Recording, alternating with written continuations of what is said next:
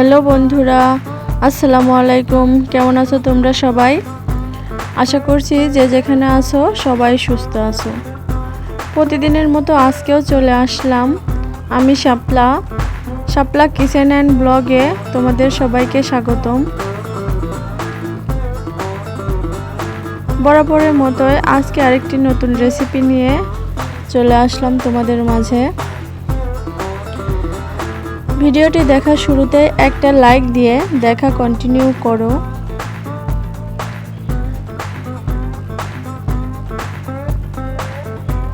আজকে আমি বাটা মাছ দিয়ে আলু টমেটোর ঝোল করে দেখাবো। আমি কিভাবে এই রেসিপিটি রান্না করে থাকি সেটাই তোমাদের সাথে শেয়ার করব আজকে। অনেকেই অনেকভাবে করে থাকে, তো আমি কিভাবে এই রান্নাটা করি সেটাই আজকে শেয়ার করব। আজকের রেসিপিটি যদি তোমাদের কাছে ভালো লেগে থাকে তাহলে অবশ্যই একটা লাইক কমেন্ট এবং শেয়ার করে দেবে। আর যদি আমার চ্যানেলে নতুন হয়ে থাকো তাহলে চ্যানেলটা সাবস্ক্রাইব করে পাশে থাকা বেল বাটনটি অন করে দেবে, যাতে পরবর্তীতে কোনো রেসিপি আপলোড করলে নোটিফিকেশন তোমাদের কাছে পৌঁছে যায়। তো চলো মূল রেসিপিতে চলে যাই। এখানে আমি লবণ হলুদ মাখিয়ে মাছগুলো ভালো করে ভেজে নিচ্ছি। মাছগুলো এক পিঠ ভাজা হয়ে গেছে, আর আমি অপর পাশটা উল্টে দিচ্ছি। দুই পাশটা উল্টে পাল্টে ভালো করে ভেজে মাছগুলো আমি তুলে নিচ্ছি। এখন সেই বেঁচে যাওয়া তেলের মধ্যে আমি দিয়ে দিচ্ছি পেঁয়াজ কুচি, আর একটু তেল দিয়ে দিলাম আমি। পেঁয়াজ কুচিকে নেড়ে চেড়ে একটু লাল লাল করে ভেজে নেব।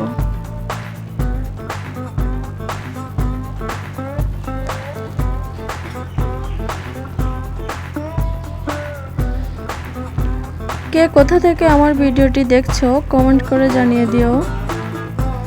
পেঁয়াজটা ভাজা হয়ে গেলে আমি এর মধ্যে দিয়ে দিলাম 1 চা চামচ রসুন বাটা, দিয়ে দিচ্ছি 2 চা চামচ কাঁচামরিচ, আর দেব জিরে।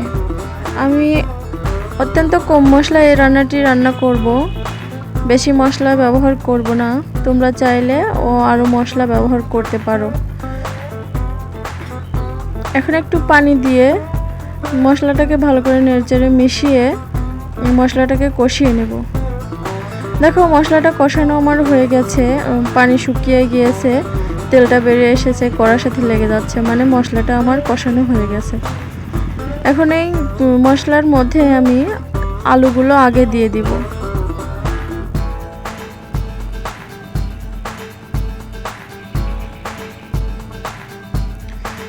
দিয়ে দিচ্ছি সামান্য পরিমাণে একটু পানি, আলুটা যাতে আধা সিদ্ধ হয়ে আসে।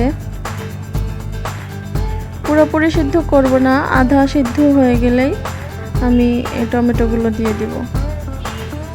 দেখো আমার পানিটা প্রায় শুকিয়ে এসেছে, অল্প অল্প পানি আছে। এ পর্যায়ে আমি টমেটোগুলো অ্যাড করব।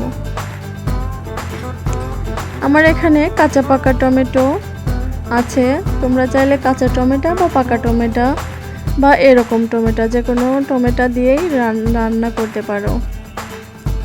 এটাকে একটু নেড়ে চেড়ে আমি ঢাকনা দিয়ে ঢেকে দেব। কিছুক্ষণ এভাবে রান্না করব।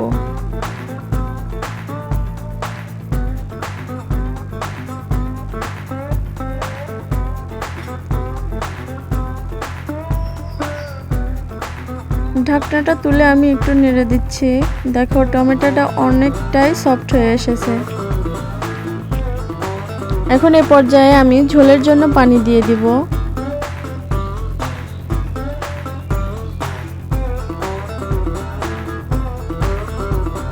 পানিটা দেওয়ার পর আমি আগে থেকে ভেজে রাখা সেই মাছগুলো দিয়ে দিব।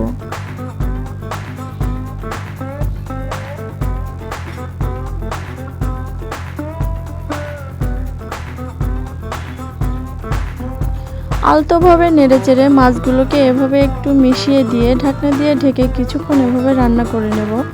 ঝোলটা যখন শুকিয়ে এ পর্যায়ে আসবে তখন আমি কিছু ধনিয়া পাতা অ্যাড করব। ধনিয়া পাতা দিয়ে একটু সামান্য নেড়েচেড়ে মিশিয়ে এভাবে ঢাকনা দিয়ে 2 মিনিট ঢেকে এভাবেই রেখে দিব, একেবারে লো হিটে। রান্নাটা হয়ে গেছে, আমি এখন পরিবেশন করে দেখিয়ে দিচ্ছি। আমি আবারও বলছি, আজকের রেসিপিটা যদি তোমাদের কাছে ভালো লেগে থাকে তাহলে অবশ্যই একটা লাইক, কমেন্ট এবং শেয়ার করে দেবে। আর যারা এখনও পর্যন্ত আমার চ্যানেলে নতুন, এখনও সাবস্ক্রাইব করো নাই, তারা অবশ্যই চ্যানেলটাকে সাবস্ক্রাইব করে দেবে এবং পাশে থাকা বেল বাটনটি অন করে রাখবে, যাতে পরবর্তীতে কোনো ভিডিও আপলোড করলে নোটিফিকেশন তোমাদের কাছে পৌঁছে যায়।